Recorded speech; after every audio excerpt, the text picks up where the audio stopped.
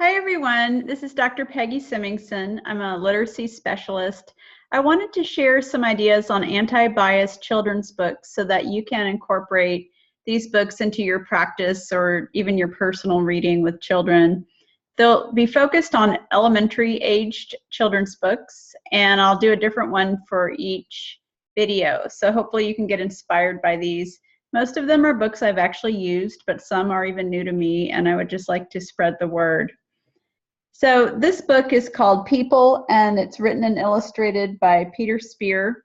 And the reason I like this book is because I've used it with students of all ages, and I'm thinking back to when I taught 5th grade dual language in Georgetown, Texas, and I remember the students were just fascinated by this book. They would read it, it was during silent reading, but when I did silent reading, it wasn't so silent. I would let the students get in groups and do more social reading. In other words, read together and talk about it. And a larger book like this really facilitates students reading together. And they would read and talk about what the author does here is just show a wide variety of cultures. He talks a lot about different languages. There's a lot of great illustrations, just how people are diverse and different. And so there's a lot to talk about and look at in this book.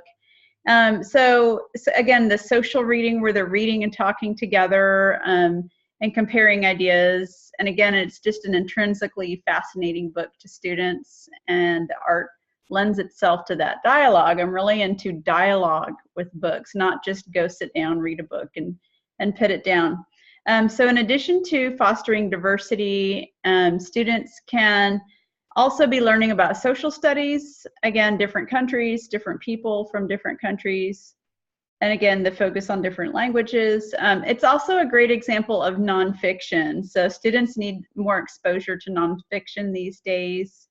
Finally, you could follow up the text by having students research on their own. So you can say, okay, are you wanting to know more about Japan or whatever they're interested in this book, and then go get on the computer or their mobile device or iPad or whatever tool they have at their disposal, and then either individually or in groups look up further information about that. So again, it's a nonfiction book that has good art, illustrations, fosters a lot of talk about diversity. So I encourage you to consider using this book, People.